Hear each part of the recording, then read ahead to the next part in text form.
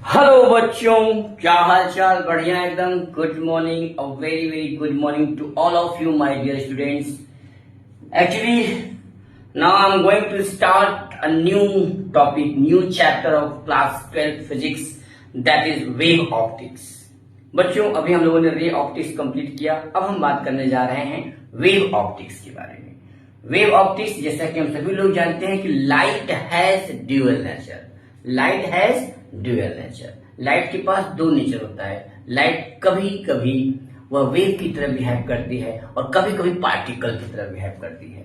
तो बच्चों, ज्यादा बात ना करते हुए स्टार्ट कर देंगे चैप्टर वेव ऑप्टिक्स. और वेव ऑप्टिक्स में जो फिनोमिना है, पहला है आपका interference of light. Interference of waves. बच्चों, इंटरफेरेंस ऑफ वेव्स क्या होता है? जब किसी मीडियम में एक से अधिक वेव ट्रेवल कर रही हूं जिनकी फ्रीक्वेंसी सेम हो. मान लीजिए एक वेव इधर से ट्रेवल कर रही है. यहाँ पे मीडियम में पार्टिकल है P और एक वेव इधर से आ रही है और ये पार्टिकल इधर गया. ये वेव, इसका डिस्प्लेसमेंट है y1 और इस पार्टिकल का डिस्प्लेसमेंट है y2. दो वेव मीडियम में ट्रेवल कर रहे हैं. अच्छा, ये वेव इस पार्टिकल्स को, मीडियम में पार्टिकल है P जो ये मीडियम, ये मान लीजिए इसको बोला 5 सेंटीमीटर ऊपर जाने को. ये वेव बोली कि 2 सेंटीमीटर नीचे जाओ.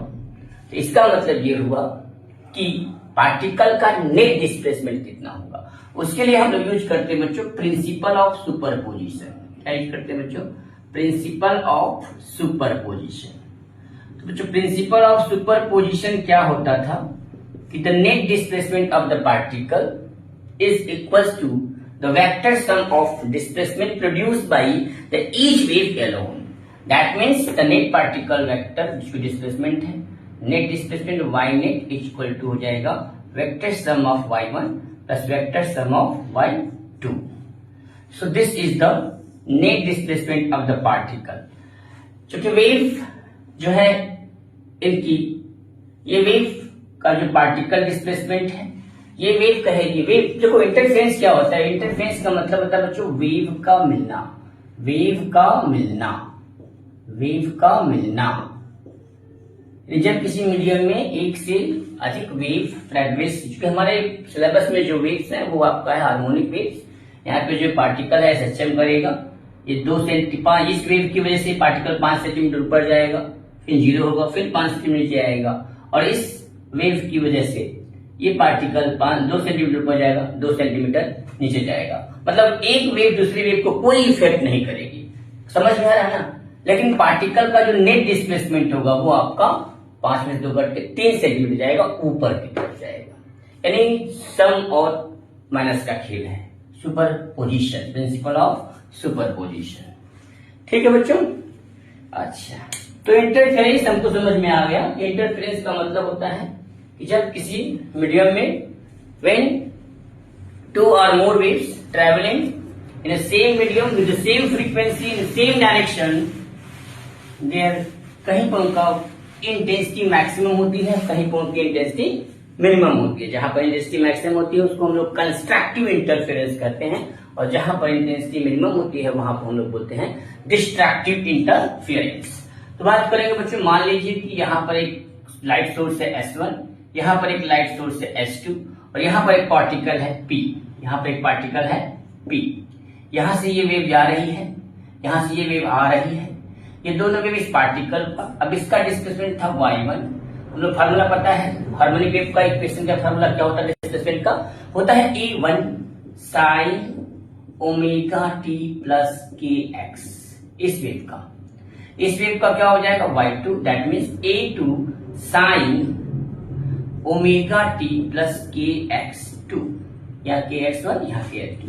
मतलब ये आपका होगा पाथ डिफरेंस. क्योंकि फेज डिफरेंस कब होगा? Phase difference because of path difference. तो यहाँ पर हम डिस्कस करेंगे बच्चों फेज डिफरेंस और पाथ डिफरेंस का. तो नेट डिस्प्लेसमेंट यहाँ पार्टिकल का क्या हो जाएगा बच्चों? Vector sum of y1 plus vector two y2. यानी y net that will be equal to A1 sine omega t plus kx1 plus A2 sine omega t plus kx2. यहां से बच्चों ये जो ये टर्म होता है, जो ये टर्म होता है, इसको हम लोग बोलते हैं फेज। क्या बोलते हैं बच्चों? साइन और कास के टर्म में जो ये टर्म होता है YT KX2, ये आपका क्या है? फेज बोलते हैं। बच्चों यहाँ पे ओमेगा क्या है? ओमेगा होता है angular frequency that is given by 2πf। ठीक, ओमेगा सेम होता है। अगर ओमेगा दोनों वेव का दोनों इक्वेशन का जो पार्टिकल का जो डिस्प्यूट इक्वेशन है, इसमें ओमेगा सेम है। ओमेगा क्या है बेटा? सेम। ओमेगा सेम होगा तो फ्रीक्वेंसी भी सेम होगी। क्योंकि एक ही मीडियम में ट्रेवल कर रहे हैं तो इनकी वेलोसिटी भी सेम होगी। यहाँ टी क्या है? टाइम। के क्या है? Wave number. के जो है 2π/λ। के दोनों वेव का क्या है? सेम है। के सेम है, वेव नंबर बोलते हैं बच्चों इसको। के सेम होने से लैम्डा भी आपका सेम हो गया। ठीक, अच्छा, ओके। बाकी जिस इनका ये एम्पलीट्यूड है, A1 क्या होता है? एम्पलीट्यूड होता है। ओमेगा होता है फ्रीक्वेंसी, टी होता है टाइम, एक्स होता है कि कितना वेव डिस्टेंस ट्रेवल किया, एक्स। तो यहां से हम लोग वाई नेट निकाले थे, वाई आर जिसको बोलते थे। ठीक, तो यहां से फेज डिफरेंस निकाल लेंगे बच्चों। फेज डिफरेंस क्या हो जाएगा? फेज डिफरेंस को हम लोग फाई से इंडिकेट करते हैं। फेज डिफरेंस को डेल्टा फाई बोल सकते हैं। डेल्टा फाई इक्वल टू क्या हो जाएगा? Omega T plus KX2 minus omega T plus KX1। यहां से सॉल्व करेंगे बच्चों तो ये कट जाएगा, आ जाएगा KX2 माइनस X1। ठीक है, इसी से डेल्टा फाई। ठीक, X2 माइनस X1 को हम लोग लिख सकते हैं delta X। Delta phi means phase difference. K equal to delta X।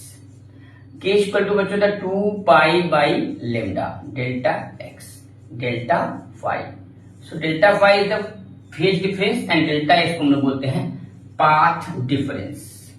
जो फेज में डिफरेंस हुआ बिकॉज ऑफ पाथ डिफरेंस की वजह से, पाथ डिफरेंस। ठीक है बच्चों, यहां तक समझ में आया आपको? डेल्टा फाई इक्वल टू होता है 2π/λ इंटू डेल्टा एक्स। ये सब याद रखना, लर्न करना, क्योंकि YDSC Young's double slit experiment जब हम बताएंगे तो वहां पर इसका यूज होगा। Delta phi equal to π/λ into delta x. Okay बच्चों, अब बात करने जा रहे हैं रिजल्टेंट एम्पलीट्यूड क्या होगा और रिजल्टेंट इंटेंसिटी क्या होगी। किसी मीडियम में दो या दो से अधिक वेव ट्रैवल कर रहे हो तो उनका रिजल्टेंट इंटेंसिटी और रिजल्टेंट वेव क्या होगा।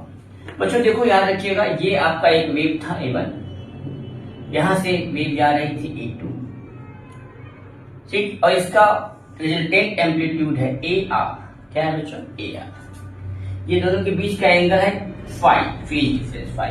ये A2 से जो ये रिजल्टेंट एम्पलीट्यूड है वो थीटा एंगल बना रहा है। अच्छा बच्चों, इसके लिए फॉर्मूला पता है, AR square equal to A1 का स्क्वायर प्लस A2 का square plus 2A1 A2 cos phi plus 2A1 A2 cos phi. अच्छा, और यहां से थीटा निकालना हो तो tan थीटा इक्वल टू हो जाएगा A2 sin phi upon A1 plus A2 cos phi. ये थीटा निकाल सकते हैं हम लोग वेव का। ये दो फार्मूला हम लोग को याद होना चाहिए। ठीक, अच्छा बच्चों, अब बात करेंगे इंटेंसिटी की। तो बच्चों इंटेंसिटी क्या होती है? Intensity of wave. बच्चों इंटेंसिटी को हम लोग I से इंडिकेट करते हैं, और I जो होती है बच्चों वो डिपेंड करती है 2πf square A square rho into V।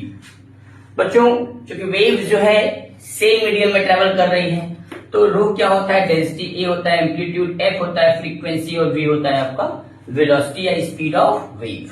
तो सेम मीडियम में ट्रेवल कर रही है तो V भी सेम होगा, V सेम होगा, फ्रीक्वेंसी भी सेम होगी, और आपका रो भी सेम होगा।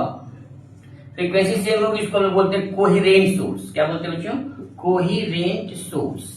और ये दोनों है मीडियम की वजह से, मीडियम है सेम, इसलिए इस पर डिपेंड नहीं करेगा। तो इंटेंसिटी जो है डिपेंड करती है केवल A स्क्वायर पर। I equal to KA square, यानी जो I होता है किसी वेव का इंटेंसिटी वो एम्पलीट्यूड के स्क्वायर के डायरेक्टली प्रोपोर्शनल होती है। I equal to KA square. अच्छा बच्चों, यहां से हम लोग जब निकालेंगे इस वाले फार्मूले से, तो क्या हो जाएगा, ए स्क्वायर मतलब ए स्क्वायर आई आर बोल सकते हैं इसको, रिजल्टेंट इंटेंसिटी आई आर। यहां से ए बराबर क्या हो जाएगा बच्चों, यहां से ए बराबर हो जाएगा ए स्क्वायर हो जाएगा आई अपॉन के। इस वाले फार्मूले में अगर पुट किया जाए तो यहां हो सकता है I upon K is equal to I1 upon K plus I2 upon K plus 2 I1 I2। इसमें यहां देते हैं A square equal to K by R, A square equal to I upon K. यहां हो जाएगा बच्चों A1 का मतलब अंडर रूट I1 अपॉन के, ठीक है, प्लस 2 अंडर रूट इंटू है यहाँ पे, into under root I2 upon के और cos 5। तो के से के आई अपॉन के है, ये आई आर अपॉन के है, के से के मर जाएगा तो हो जाएगा resultant intensity I R equal to I1 plus I2 plus 2 under root I1 I2 cos 5। यानी जो इंटेंसिटी है वो फेज डिफरेंस पर डिपेंड कर रही है, 5 मतलब फेज डिफरेंस पर डिपेंड कर रही है। ठीक है बच्चों, ये हो गया रिजल्टेंट इंटेंसिटी का फार्मूला, आई आर बराबर I1 plus I2 plus 2 under root I1 I2, एक साथ लिख सकते हैं cos 5। ठीक, तो यहां से ऐसा नोट कर लेते हैं, उसके बाद आगे करते हैं। Thank you very much.